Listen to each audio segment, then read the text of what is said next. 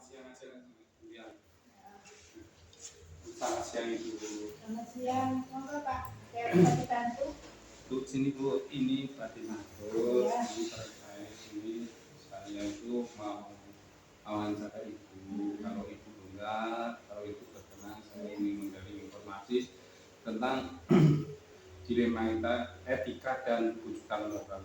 Kalau Ibu Ya, kebetulan ini saya lagi longgar Pak, monggo. Iya. Ada yang bisa saya bantu? Ya, ini Bu, dari saya menggali informasi dari Ibu ya terkait dengan kasus-kasus ataupun yang ada di sekitar Ibu. Iya. Yang pertama ini Bu, bagaimana Ibu mengidentifikasi kasus-kasus yang merupakan dilema etika atau rujukan moral Bu? Yang pertama itu biasanya saya menekankan pada pentingnya memperhatikan pertentangan nilai, kemudian juga saya konsultasikan dengan tim, kemudian kira-kira dampaknya pada lingkungan itu apa, dan juga berpikir panjang dalam mengenali dilema etika ataupun rujukan moral yang ada di sekitar sini atau di lingkungan kerja yang biasanya setiap hari. Kemudian saya juga fokus pada aspek-aspek untuk memastikan bahwa keputusan yang saya ambil nantinya itu bisa mendukung budaya sekolah yang positif dan lingkungan yang kondusif. Terus selanjutnya itu bagaimana Ibu menjalankan pengambilan keputusan di lingkungan kerja Ibu, terutama untuk kasus-kasus di mana ada dua kepentingan yang sama-sama benar atau sama-sama mengandung nilai kebajikan. Biasanya ini dalam kasus seperti itu ada dua kepentingan yang sama-sama benar atau mengandung nilai kebajikan. Nah, ini saya lebih cenderung lebih mengutamakan konsultasi dulu dengan tim guru dan staf di sekolah tersebut. Kemudian karena itu saya percaya bahwa dengan mengutamakan konsultasi itu kita dengan kolaborasi itu akan mendapatkan kunci untuk mengambil keputusan yang bijak. Nah, dalam diskusi bersama tim kita akan mempertimbangkan nilai-nilai etika, kemudian prinsip-prinsip yang telah ditetapkan serta dampak dari keputusan tersebut untuk murid dan juga untuk lingkungan sekolah seperti itu. Kemudian keputusan yang nantinya diambil itu juga harus secara demokratis dengan mendengarkan pandangan semua pihak yang terlibat. Langkah atau prosedur seperti apa yang bisa Ibu lakukan selama ini? Yang pertama saya memiliki prosedur-prosedur tertentu dalam menghadapi dilema etika, yaitu mengumpulkan semua informasi yang relevan tentang kasus tersebut terlebih dahulu. Kemudian saya akan mengidentifikasi nilai-nilai etika yang terlibat dan mempertimbangkan dampaknya untuk murid dan untuk sekolah tadi. Setelah itu bersama dengan tim guru, staf sekolah, kita berkumpul untuk berdiskusi secara terbuka, saling mengemukakan argumen ataupun pendapat dan pandangan masing-masing. Kemudian keputusan yang diambil secara kolaboratif harus berpegang pada prinsip-prinsip etika dan nilai-nilai kebajikan yang telah ditetapkan. Apa saja yang selama ini Ibu anggap efektif dalam pengambilan keputusan pada kasus-kasus dilema etika? Kalau menurut keefektivitasan dalam pengambilan keputusan dalam sebuah dilema etika itu tergantung pada komunikasi dan kolaborasi yang kuat tentunya antara saya bersama dengan tim guru juga staf sekolah. Nah, ini kami pemangku kepentingan itu menemukan bahwa pendekatan yang melibatkan banyak pemangku kepentingan tadi guru, orang tua, komite sekolah, dan jika perlu juga murid juga ada, itu merupakan sebuah pendekatan yang dapat menghasilkan suatu keputusan. Ini dengan berdiskusi secara terbuka dan mempertimbangkan sudut pandang yang beragam, maka kita akan mencapai keputusan yang lebih baik. Terus adakah tantangan dari dilema etika tersebut? Tantangannya tentu saja ada dalam setiap apa saja yang kita lakukan itu tentu ada tantangan utamanya dalam mengambil keputusan itu ketika kita dihadapkan pada dilema etika ataupun rujukan moral tadi, yaitu adanya tekanan dari berbagai pihak seperti orang orang tua, komite sekolah, dan bahkan juga kita sering berbenturan dengan kebijakan pemerintah. Ini menjadi tantangan utama untuk sebuah pengambilan keputusan tersebut. Tetapi di sini kita berusaha untuk mengatasi tantangan ini dengan memastikan bahwa semua keputusan didasarkan pada nilai-nilai kebajikan yang telah menjadi pedoman dari sekolah tersebut. Nah, ini kita juga berkomunikasi secara terbuka dalam mengambil keputusan ini dengan semua pihak yang terlibat tadi untuk menjelaskan pemikiran di balik keputusan tersebut. Dari hasil tantangan tadi dan harus ada penyelesaian. Dalam penyelesaian itu, apakah ada penjadwalan atau langsung diselesaikan di situ untuk menyelesaikan masalah dilema etika itu? Dalam menyelesaikan kasus tadi, kasus dilema etika,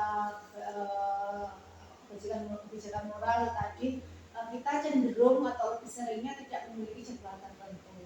Kita di sini lebih fokus pada pemahaman yang mendalam tentang situasi dan nilai-nilai etika yang terlibat. Nah, kita berusaha menyelesaikan kasus tersebut sesegera mungkin, tetapi juga tidak terburu-buru dalam mengambil keputusan. Karena terkadang kasus dilema etika itu memerlukan waktu ekstra untuk diskusi dan konsultasi. Jadi penjadwalannya seperti itu. Nah, di samping itu dari apakah ada seseorang ataupun faktor-faktor yang selama ini mempermudah ataupun membantu Ibu dalam mengambil keputusan dalam kasus-kasus dilema etika? Yang selama ini yang terjadi, yang saya alami dalam proses pengambilan keputusan dilema etika ini, biasanya saya melibatkan tim-tim yang tadi sudah saya sebutkan, diantaranya tim manajemen sekolah serta guru-guru yang tentunya memiliki pengalaman dalam masalah etika. Nah, saya percaya bahwa diskusi dan berbagi pandangan dengan orang lain itu dapat membantu dalam memahami situasi dengan lebih baik untuk mencari solusi yang lebih baik pula.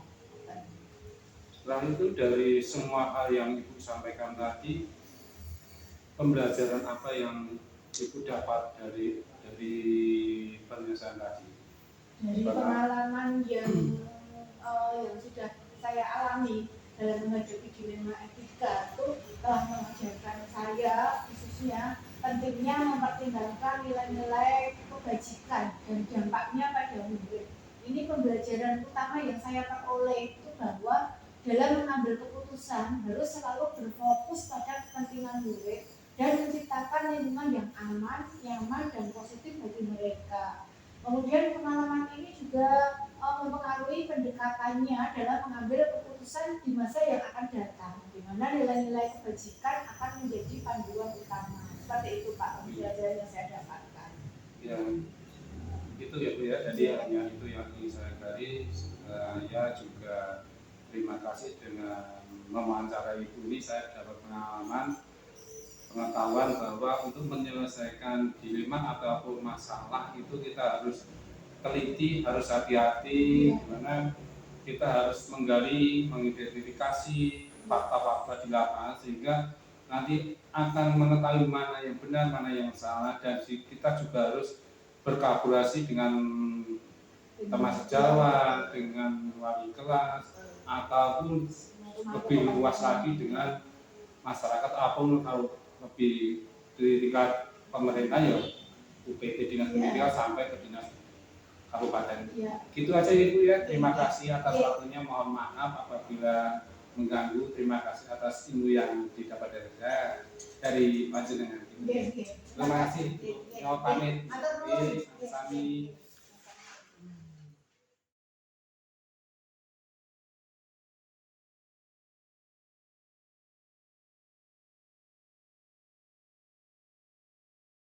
Warahmatullahi wabarakatuh. Ini Waalaikumsalam warahmatullahi wabarakatuh.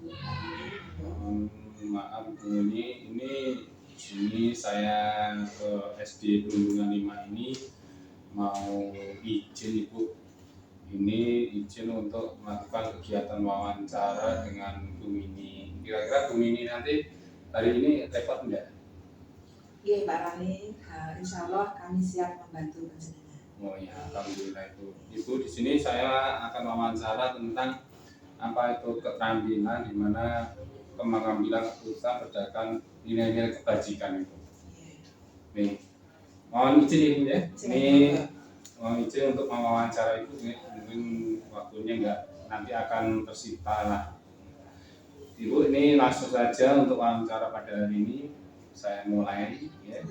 Ini yang pertama tentang bagaimana Ibu mengidentifikasi kasus-kasus yang merupakan dilema etika atau rujukan moral. Di sini gini Pak Roni, dalam mengidentifikasi permasalahan itu ada dua hal, yaitu rujukan moral dan dilema etika. Dan di mana yang saya pahami itu bahwa rujukan moral itu atau boleh dikatakan benar melawan salah itu adalah sebuah tindakan atau sebuah situasi yang terjadi di mana seseorang itu dihadapkan pada situasi benar dan salah gitu. Kemudian situasi itu terjadi pada seseorang itu bahwa dua-duanya itu diakui benar gitu. Ya, menurut saya gitu Pak. Ya. Terus bagaimana Anda dapat menjalankan pengambilan keputusan di sekolah Anda, terutama untuk kasus-kasus di mana ada dua kepentingan yang sama-sama benar, yang saya bilang tadi ya, atau sama-sama mengandung nilai kebajikan. Di sini saya sebagai pemimpin ketika dihadapkan pada situasi itu dalam mengambil keputusan, tentunya saya mengidentifikasi masalah terlebih dahulu. Apakah kasus tersebut itu berada di rujukan moral atau di dilema etika. Nah selanjutnya setelah itu saya akan memperhatikan 4 paradigma dilema etika, yaitu 3 prinsip dan 9 langkah pengujian keputusan. Gitu Mbak Rami. Oh gitu. Ini yang selanjutnya itu ya. Untuk tadi sudah dibicarakan tentang kasusnya, langkah-langkah apa yang atau prosedur seperti apa yang Ibu lakukan untuk selama ini yang sudah berjalan. Oh iya. Jadi langkah-langkah saya dalam prosedur itu yang pertama saya akan mengidentifikasi permasalahan yang ada dulu. Kemudian saya mengenali nilai-nilai apa yang bertentangan dalam situasi itu. Kemudian setelah itu saya akan menentukan siapa yang terlibat dalam hal ini. Saya melibatkan guru untuk mengumpulkan fakta. Kemudian saya akan melakukan pengujian benar salahnya.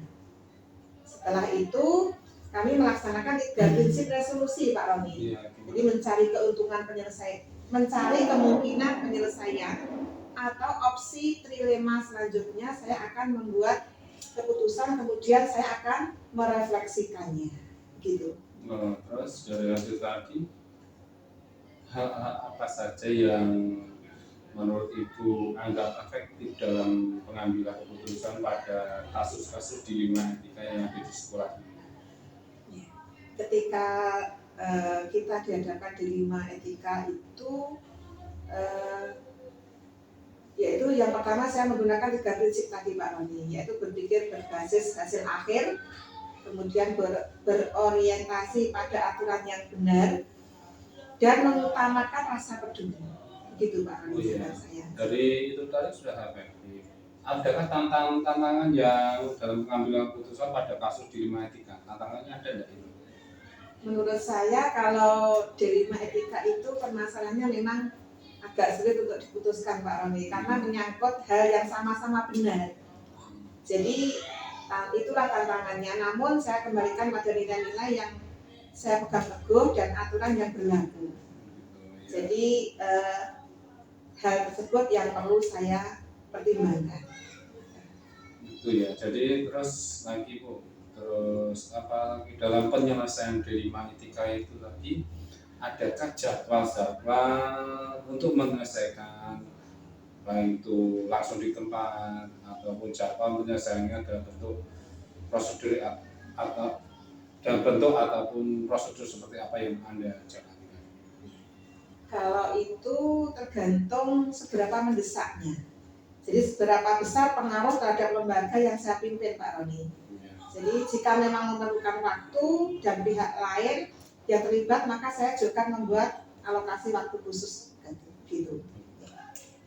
adakah orang yang terlibat dalam ataupun faktor-faktor yang selama ini mempermudah menangani kasus tersebut, membantu Anda dalam mengambil keputusan dalam kasus-kasus di Lima yang ada di sekolah ini? Di sini sebagai kepala sekolah tentunya saya harus mampu membuat keputusan itu berdasarkan nilai-nilai kebajikan yang saya pahami. Namun di situ saya juga melibatkan dewan guru dan juga pihak yang terkait, terutama siswa dan lembaga, gitu Pak Rani. Terus ini yang dari hal-hal yang Anda sampaikan tadi, apa yang Anda petik dari pengalaman Anda dari hal keputusan di Lima Etika? Jadi dari semua yang saya jawab, saya utarakan tadi Pak Roni, di sini ada nilai-nilai kebajikan dalam diri, prinsip pengambilan keputusan, kemudian paradigma berpikir dan langkah-langkah pengambilan keputusan, yaitu berdasarkan pengambilan keputusan yang bisa dipertanggungjawabkan. Gitu Pak Roni, kesimpulan kami.